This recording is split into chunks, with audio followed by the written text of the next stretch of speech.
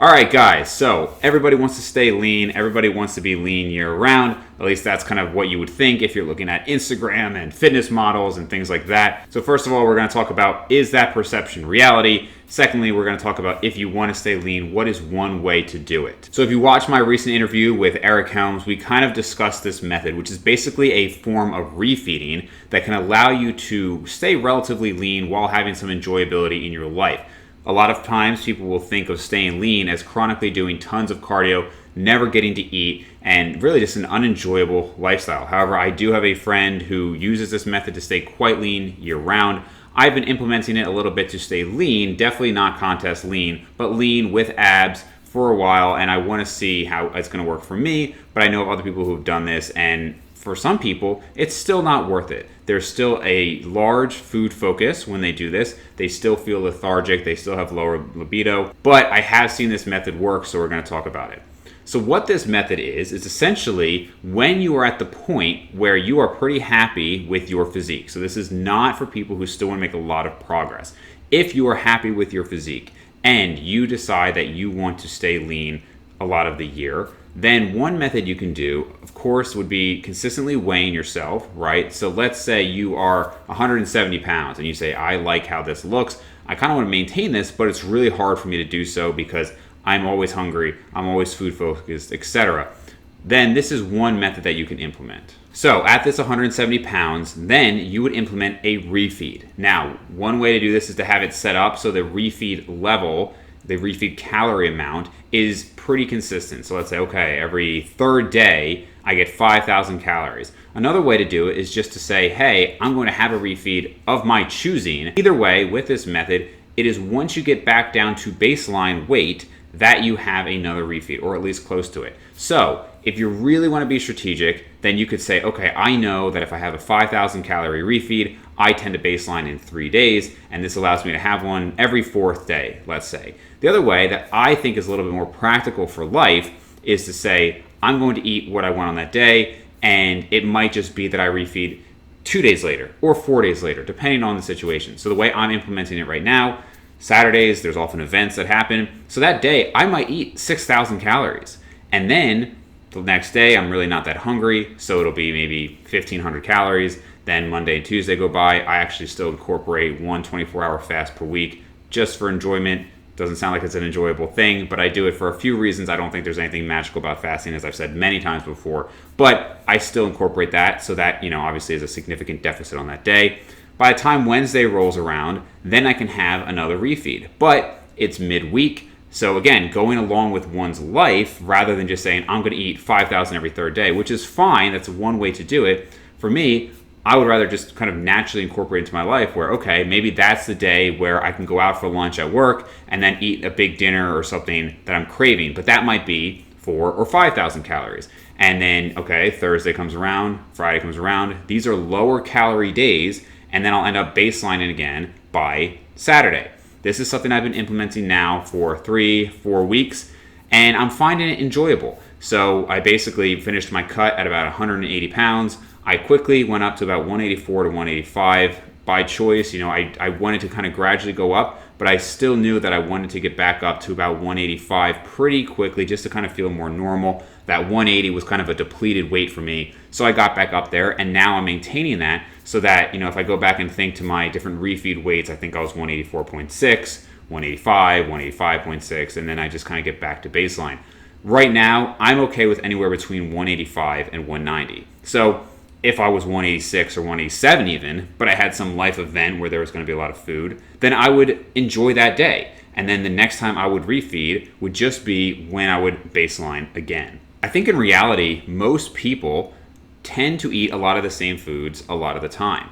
And one of the reasons that people don't necessarily incorporate, let's say, breaks to their workout routines is because they'll say life events come up anyway, and if I have a crazy week at work, that ends up being my deload. Now, that's not something that I've really ever done. I've always kind of incorporated deload specifically because I find a way to work out even if I have a crazy schedule, but that's what a lot of people will do. And this is kind of something analogous for diet. So, okay, life comes up, my refeed is just this event, but this is a more strategic way to implement that. So on average, you're probably refeeding about twice a week.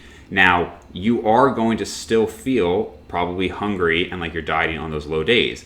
That's one of the negatives of this, is that you might not want to have those lower days. You might say, well, damn, if my low days have to be 1,800, 2,000 calories, that kind of sucks, because what's the alternative? The alternative would be maybe 3,000 calories or 3,200 every day. However, a lot of people will still find if they are maintaining very lean levels that still becomes uncomfortable. If you talk to like this friend of mine, if you talk to Abel Chabai about this, if you talk to Eric Helms, they've all maintained leaner levels even with higher calories, 2,800, 3,000 calories, and they still felt that negative effect of dieting.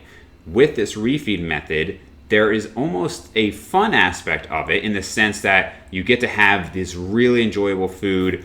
You don't have to have cheat foods, of course, but if you want to incorporate those, this allows you a day to have more of them. A lot of people would say, hey, if I'm going to have pizza or sushi or cereal, things like that, it's kind of not worth it on a 2,500 calorie day because I just can't have that much. But if I have 4,000, 5,000 calories, I can really have a lot of this and I can have like my cravings completely satisfied. And then the next day, I go back to 2,000 or whatever, and it's really not that hard to do it. And I fill it with higher satiating foods, a lot of volume. So just as an example, not that long ago, maybe last week or 2 weeks ago, birthday party, a lot of good food. I was probably about 6,000 calories. The next day, I wasn't even really thinking about food. I was filled up. I had really satisfied cravings. And the next day I had kind of like 1,500 calories and it was fine. I dropped a couple pounds. Within another day or two, I was back to baseline and I got to have another refeed.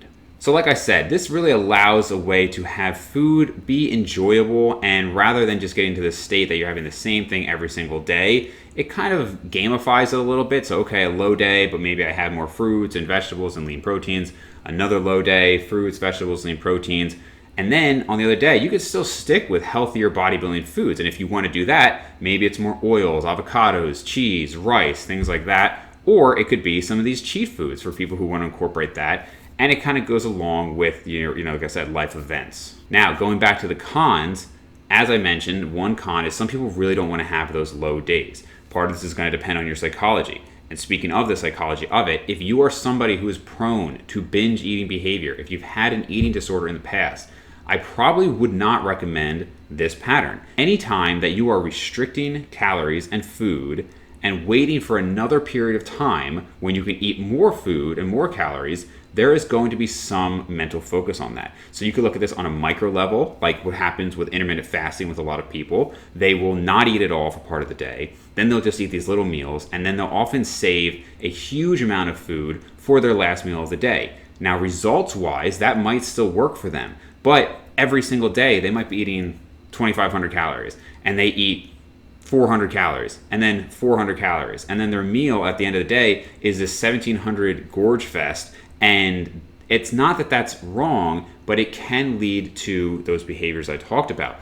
Then you could look at it on a maybe middle ground level, which would be like this, where throughout the week, you're eating less, and then you get a big refeed. And then you could also look at it on a macro level, where people are dieting for months on end, and they're waiting for it to be done to incorporate all these foods that they want. On any of these scales, that can affect people's psychology negatively, and there is going to be an increased food focus. And if you can't handle that increased food focus, this might not be something that you want to do. In fact, I had significantly more food focus right at the end of my diet versus just 2 weeks later. So right afterwards, trying to incorporate this method, that was hard because I had a big refeed, and then the next day I'm back to diet, and I'm like, man, I still am really hungry and still want food. But as I gained a couple of pounds and I kind of got out of that mindset, I found that I was able to incorporate this and see it as a fun way to go about my diet without being overly obsessive. But again, I would want to add a cautionary note to people who have had an issue with binge eating in the past, because it's very common, especially in this endeavor, and I don't want to be promoting that at all. So this is for people who kind of know their body and know that they can handle it. If you're not one of those people, then another way to stay leaner, of course, would just be incorporating more satiating foods, higher volumes of foods, sticking to healthier foods that aren't going to make you prone to binging. Because for a lot of people, there are trigger foods that they just can't eat. They eat a certain type of food, and the next thing they know, they've had 3,000 calories over what they expected, and obviously that's problematic. So you have to know yourself, and if you want to try this method, I think it's fine, but be honest and objective with yourself if it's something that you can continue to incorporate.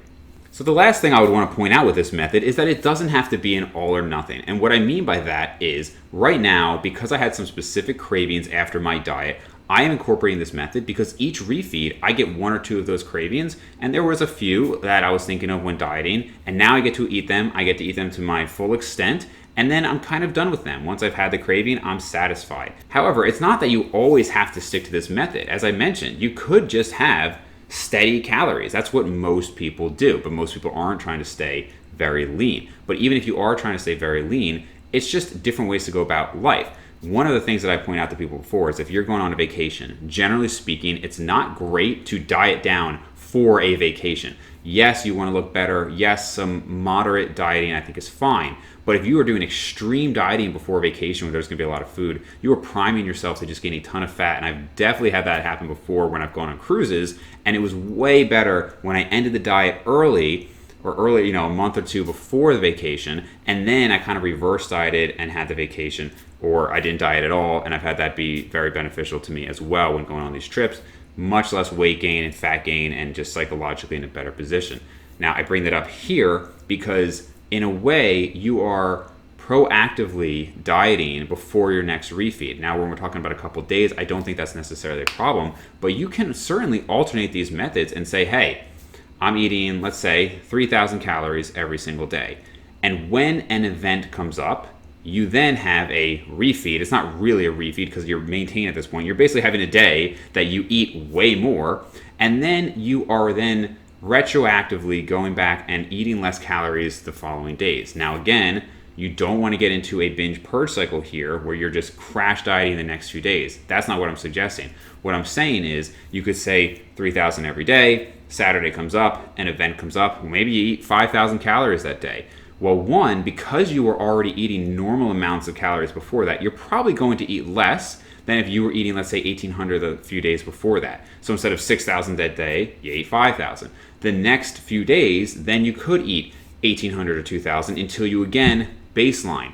The most important aspect here is you are focusing on a baseline weight that you look good and you are comfortable with, and then whichever method you're incorporating, you're making sure you're coming back to that baseline.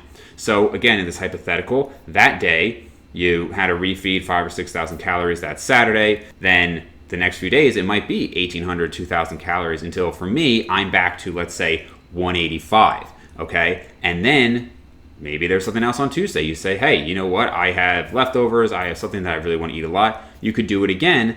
But then the next time you baseline, let's say now it's the next Friday, there's nothing saying you have to then incorporate that. You could, or you could say, well, I'm just going to eat 3,000. And then the next day, 3,000. I don't have any events coming up. And I don't really want to have this giant refeed for no reason. And then I'm going to just kind of get back to my regular calories.